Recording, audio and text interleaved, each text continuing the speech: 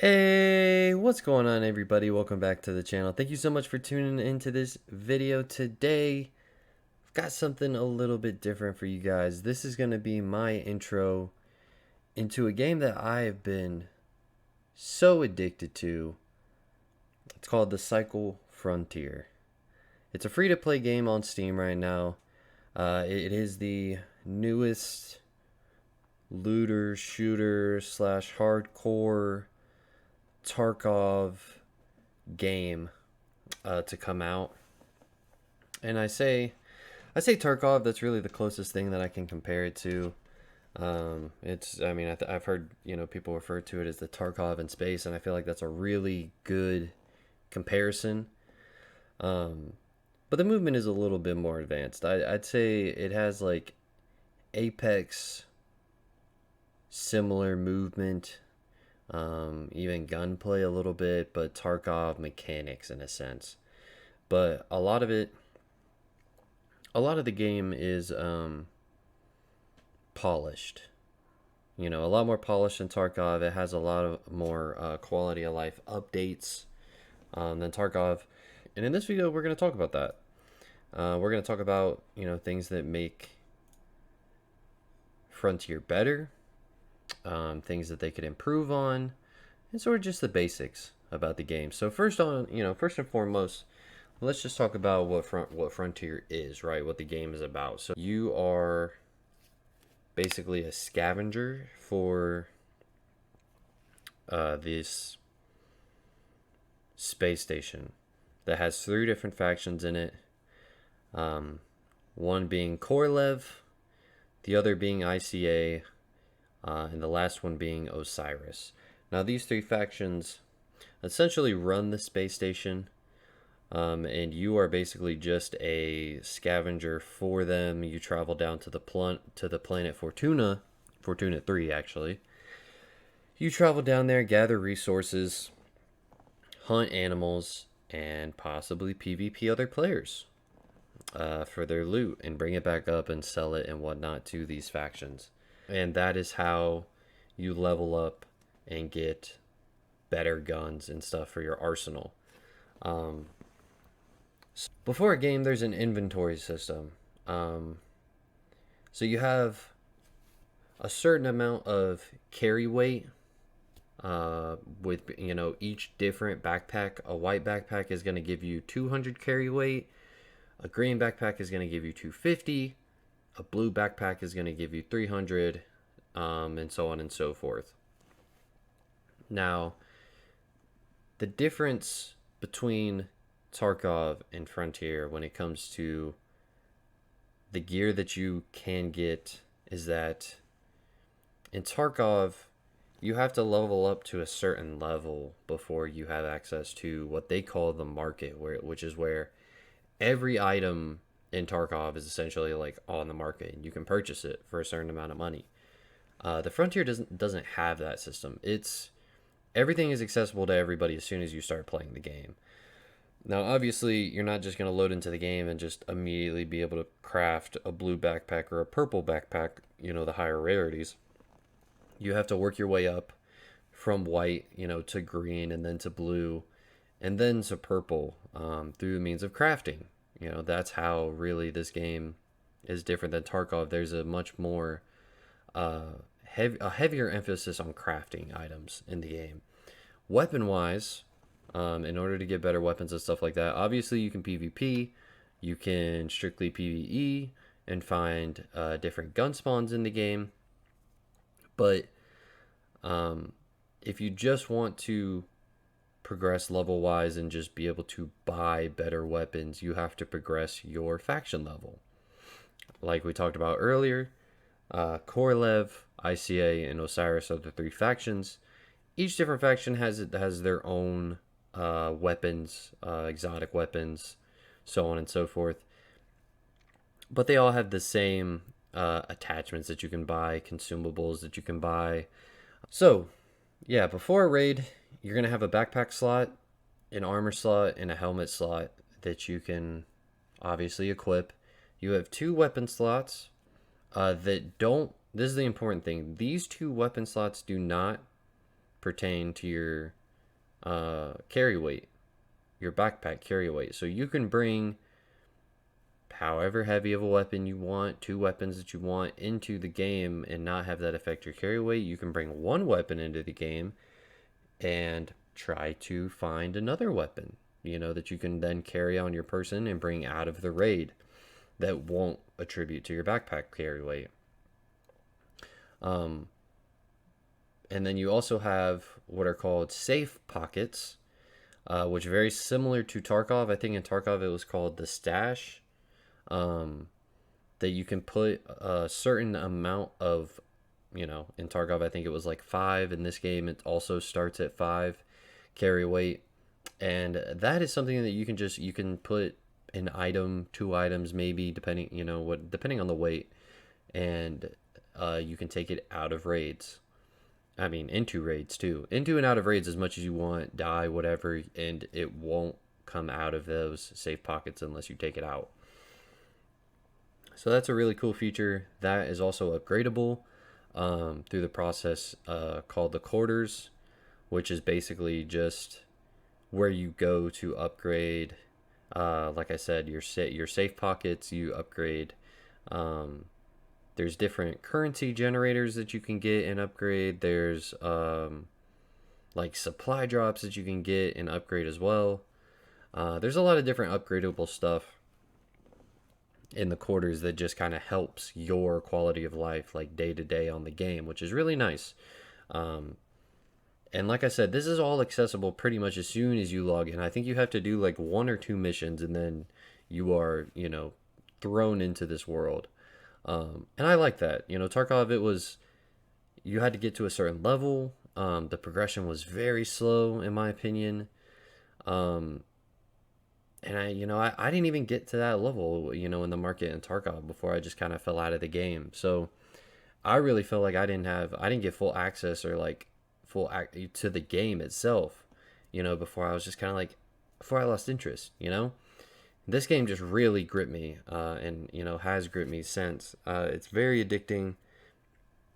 The gunfights are heart pounding, man. The adrenaline, the just having to decipher like whether you're gonna take a fight, if you're geared enough for a fight, tactically how you're gonna approach the fight and try to win the fight, and that your gear is on the line because whatever you take into a raid, whether it's insured or it's, gear salvaged, which we'll talk about, you can lose, so that puts that much more emphasis on, being tactical about your fights and how you approach raiding.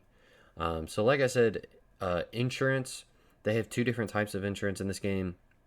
Here's your standard insurance, which basically you just pay a certain amount of money and you get like double the money back if you die. Like you're going to lose those items, but you're going to get some money back.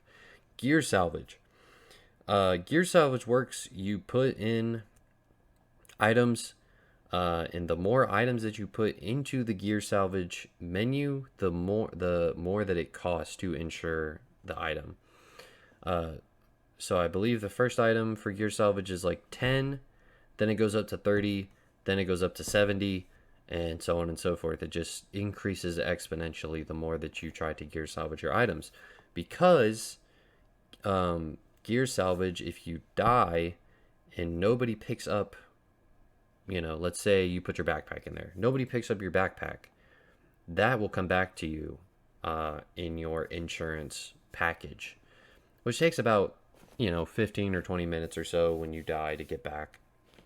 But that's really important, for when you get late game and you have, blue items, purple items and such that, you are gonna risk taking into a raid, and you want to have that backup protection, like just in case something happens,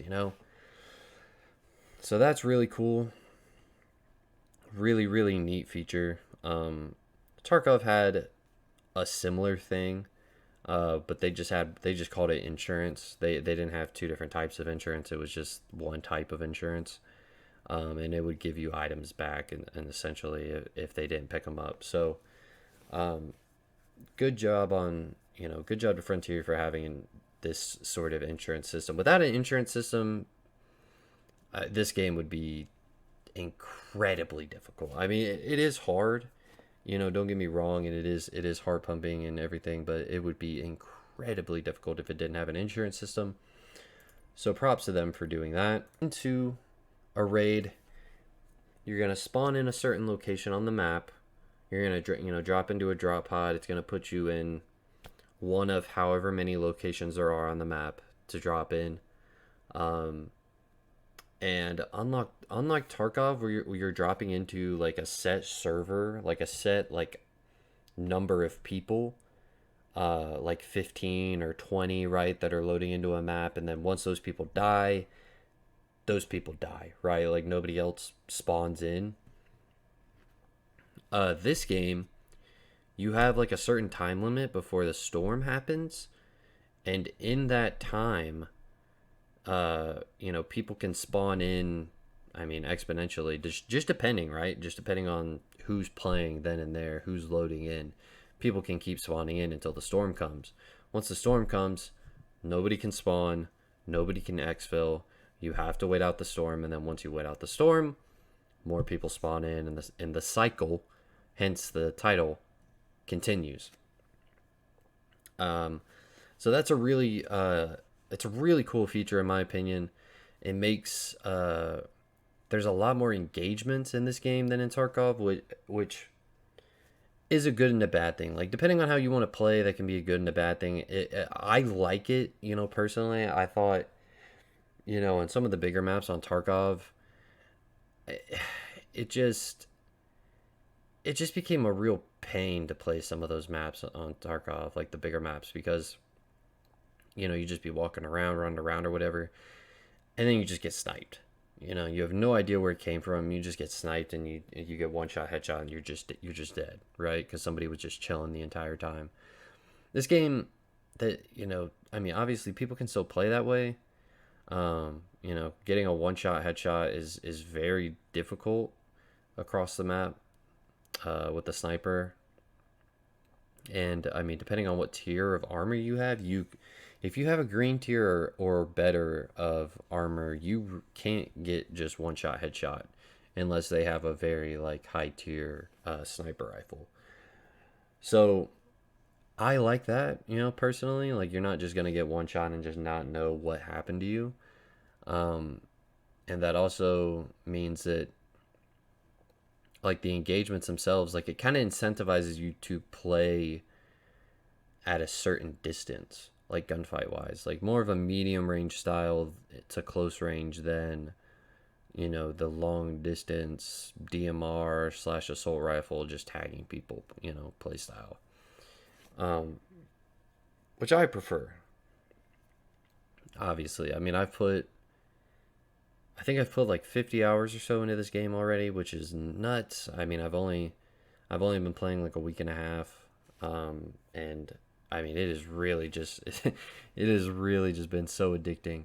So if you want to see any of my gameplay, just go ahead and check me out on Twitch at UGSwiz, and I'll be playing this game. I'll be playing this game. Goal in a game like this is you want to drop in, you want to loot up, and you want to get out with what you looted. And obviously, going into certain when I drop in, I always have an idea of what I'm trying to do, whether it's go in and loot a certain item, go to a certain location, if I'm trying to PvP a little bit more. I always try to go into a raid with a game plan of what I'm trying to do.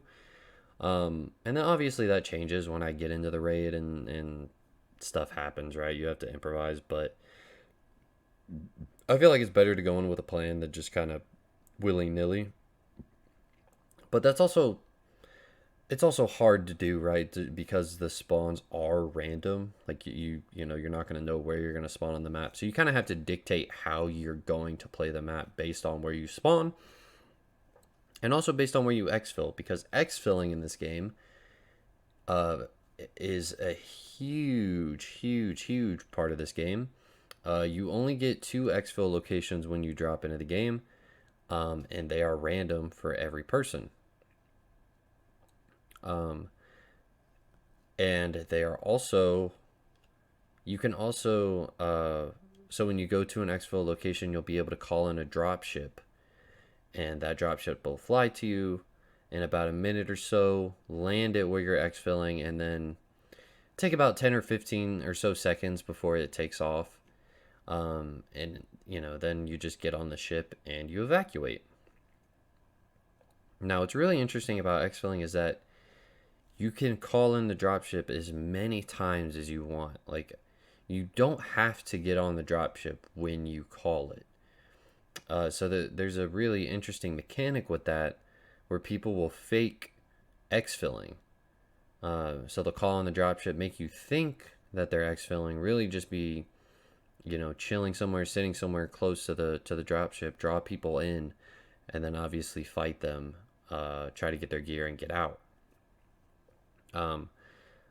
Which I'll have some clips of us doing that in a certain situation where we were just calling in dropship after dropship after dropship, just to just to keep the people on their toes, because they didn't know if we were actually getting out or not, and so they had to keep challenging us and keeping us honest, so to speak.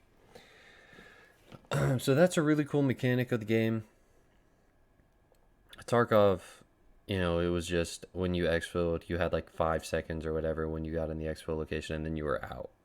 There wasn't any sort of faking or anything like that going on. So let's talk about another one of the biggest differences, I would say, with this game compared to Tarkov is the wildlife, right? Tarkov doesn't have any PvE in the game. It's strictly PvP.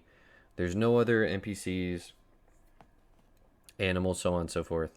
There are NPCs in Tarkov called scavs, but it's also PvP in my opinion. I mean, the scavs have guns. It's not like they're they're not creatures like in this game. But man, yeah, these creatures. There's 3 different types of creatures.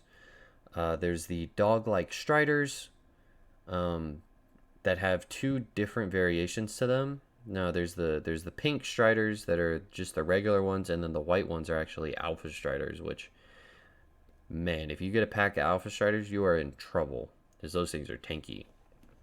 Then you have what I like to call the spiders, because I actually don't know their actual name. Very pain in the butt to deal with. They have weak spots that you have to hit them in, or else they're just super tanky to get rid of. They shoot acid, which does a crazy amount of damage. The alpha ones do a lot of damage as well. They're very tanky. And then you have the big marauders, which the regular ones have the blue pigment skin, and then the alpha ones have like the multicolored skin pigment to them. Which the difference between the regular and alphas in this game is just that they have more health, and that they're more resistant to damage. So like their armor class is higher. You need better weapons to do relevant damage to them. That's the only difference, right? Is time to kill, essentially. But killing them in this game drops you certain gear, certain items that you need to craft, certain items that, let you upgrade. Like the marauders and stuff actually drop you really, really good craftable items for like blue, purple tier items, which is really cool. I'm also forgetting there's the ticks, the blast ticks, the red and the green, which both can drop you glands. But they explode obviously if they get too close to you. And then there's also the alpha crusher, or the crusher, which I've only run into once, and it was on the new map. I don't think you can run into a crusher on the Bright Sands map. I don't think that's possible. I think you have to actually like go into an alpha crusher nest, which is a whole different like component. There's There's a dungeon component to this game that I haven't actually gotten into yet. I haven't, you know, gotten to that level of the game yet to get into those dungeons and stuff. But that's where a lot of the higher, like, level gear and in PvE sort of stuff is. Yeah, this game is very well designed. Um, I like the look of it. I like the gunplay. There's just a few like gun balancing changes that I think would really take this game to the next level for me. But man, I have been having so much fun playing this game. I'm really looking forward to like getting into the higher tier level of gameplay. But even entry level is so much fun. And if you're looking for a hardcore game and you've never tried a hardcore game, I would really, really recommend this game over Tarkov, honestly. Because I feel like this game is just much more friendly than Tarkov. Um, Now, if you're looking for like an absolute hardcore game, then go play Tarkov, and then maybe you won't like Tarkov so much, and you might want to try this game. But um, yeah, like I said, this game is a nice introduction to sort of that hardcore play style, but it has a really nice balance to it. Um, and yeah, hopefully you guys enjoyed that little introduction to Fortuna 3. And like I said earlier on in the video, I will have another video coming out kind of explaining some tips and tricks on this game, what to do, what not to do, and so on and so forth. So please be sure to tune into that. And then, I'm gonna have a few videos coming out. Not only the tips and tricks video, but also some cool like gunfights and everything like that too as well that I'm gonna be posting. So yeah, hopefully you guys enjoyed. If you haven't already, be sure to like the video, subscribe, turn on notifications, all that good stuff. And I'll see you guys in the next one. Peace.